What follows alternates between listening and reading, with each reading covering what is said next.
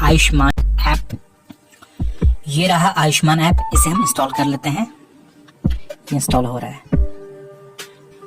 ये देखिए दोस्तों इंस्टॉल हो गया। अब इसे हम ओपन करते हैं।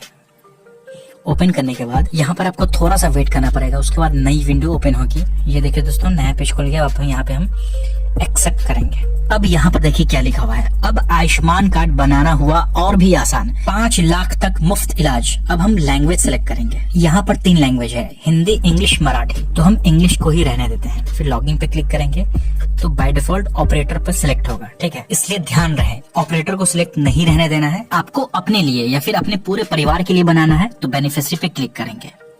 उसके बाद यहाँ पर हम कैप्चा डालेंगे। ये जो कैप्चा है ये गलत नहीं होनी चाहिए। अगर गलत होगी तो आप आगे के स्टेप नहीं कर पाएंगे, क्योंकि ये सिक्योरिटी है, समझे। कैप्चा एक सिक्योरिटी है, एकदम करेक्ट होना चाहिए।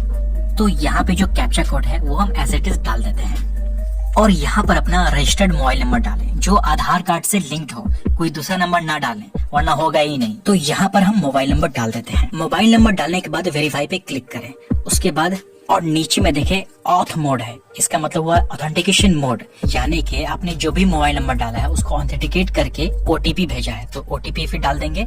उसके बाद फिर कैप्चा भरेंगे। एक बार फिर से बोल रहा हूँ, कैप्चा हमेशा सही डालें वरना आगे आप नहीं बढ़ पाएंगे। यहाँ पे देखिए लोकेशन है तो यहाँ पे हम लोकेशन ऑन कर देते हैं। ये देखिए यहाँ पे एरर आ रहा है क्योंकि लोकेशन ऑन नहीं है, तो हम ऊपर से स्क्रॉल करके लोकेशन ऑन कर देते हैं। अब यहाँ पे हम लॉगिन पे क्लिक करते हैं। यहाँ पे देखिए क्या है, सर्च फॉर बेनिफिशियरी। तो यहाँ स्कीम पे हम क्लिक करेंगे और PMJAY को सेलेक्ट करेंगे और स्टेट पे क्लिक करके अपना स्टेट चूज कर लेंगे। तो हमारा स्टेट है बिहार, तो हम बिहार पे क्लिक करेंगे। उसके बाद सब स्कीम पे क्लिक करेंगे और PMJAY को सेलेक्ट कर लेंगे, सबसे नीचे में जो है यही। अब यहाँ सर्च बाय पे क्लिक करेंगे और यहाँ पे 3 ऑप्शन है, फैमिली आईडी, आधार नंबर और PMJAY। तो यहाँ पर हम आधार वाले ऑप्शन पे क्लिक करेंगे। उसके बाद अपना डिस्ट्रिक्ट चूज करेंगे।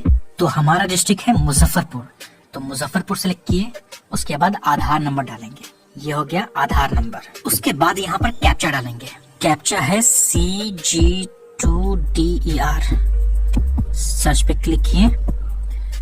उसके बाद ये देखिए आ गया हुआ है, मेरा बन चुका है और अब्बू का बाकी है। तो यहाँ पे डू KYC पे क्लिक करेंगे और यहाँ पे हम आधार OTP वाले ऑप्शन पे क्लिक करेंगे और वेरीफाई पे क्लिक करेंगे। उसके बाद यहाँ पर स्क्रॉल डाउन करके टिक करेंगे, फिर अलाउ करेंगे। हो गया अलाउ। अब OTP जाएगा, ये देखिए प्रोसेस हो रहा है, OTP गया।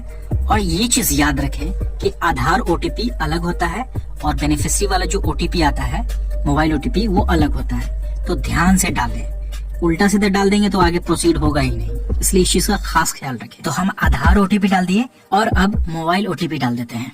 ये हो गया मोबाइल OTP। अब देखिए क्या लिखा हुआ है, You have successfully authenticated as family member. Proceed to create cards. यहाँ पे देखिए आइडेंटिफाइड लिख रहा है, NFSA ने आइडेंटिफाई कर लिया है। अब यहाँ पे हमको KYC करना पड़ेगा। तो आधार OTP वाले ऑप्शन पे क्लिक करेंगे और यहाँ पे वेरीफाई पे क्लिक करेंगे, फिर से यहाँ टिक करेंगे और अलाउ करेंगे। अब यहाँ पे देखिए प्रोसेस होने के बाद मैच लेवल जो है वो 68.18% बता रहा है, यानी कि जो हमारा आधार कार्ड है उससे वो डेटा फैच करेगा। उसके बाद ही ये अप्रूवल मिलेगी। तो डेटा जो फैच होगा है ना, अप्रूवल मिलेगी ISA और SHA के माध्यम से, ठीक है। अब यहाँ पे हम फोटो अपलोड करेंगे। आप चाहे तो डायरेक्ट लाइव फोटो ले सकते हैं, लेकिन हम दूसरे फोटो को ही हम फोटो खींच लेते हैं अपने फोन से। तो ये देखिए फिर भी ले लेगा क्योंकि अच्छा फोटो रहता है ना, और ऐसे आधार कार्ड जैसा फोटो आता है। तो फोटो से फोटो ले लिए, फोटो अपलोड हो गया। अब यहाँ पे एडिशनल इन्फॉर्मेशन ऐड करना होगा, जैसे मोबाइल नंबर। तो रजिस्टर्ड मोबाइल नंबर डाल दिए और फिर वेरीफाई पे क्लिक करेंगे तो OTP आएगा, तो फिर OTP डालेंगे। उसके बाद फिर ये प्रोसेस होगा, मोबाइल नंबर हो गया वेरीफाई। उसके बाद हम यहाँ पे देखिए क्या लिखा हुआ है, रिलेशन विद फैमिली हेड। तो फैमिली का जो हेड है वो कौन है, तो यहाँ पे हम सेल्फ डाल देते हैं। फैमिली की जो भी हेड है वो आप डाल सकते हैं, ठीक है।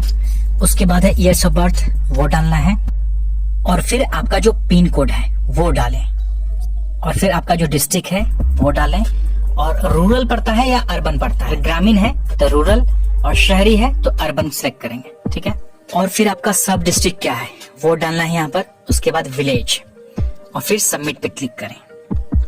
अब ये देखिए प्रोसेस हो रहा है और ये फाइनली क्या लिख रहा है, eKYC is completed and record is sent for approval. Please check the status using the reference number.